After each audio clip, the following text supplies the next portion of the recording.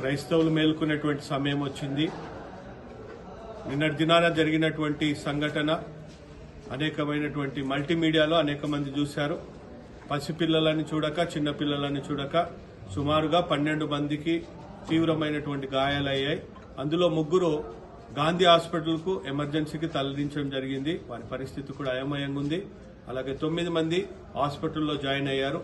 కనుక జొన్నవాడలో జరిగినటువంటి ఆ సంఘటనకు రేపటి దినాన 9 గంటలకు అనగా ఉదయము 9 గంటలకు జొన్నవాడ గ్రామంలోకి క్రైస్తవ సమాజం అంతా కూడా వచ్చి నిరసన ప్రకటించాలని ప్రతి ఒక్కరిని కోరుతున్నాను.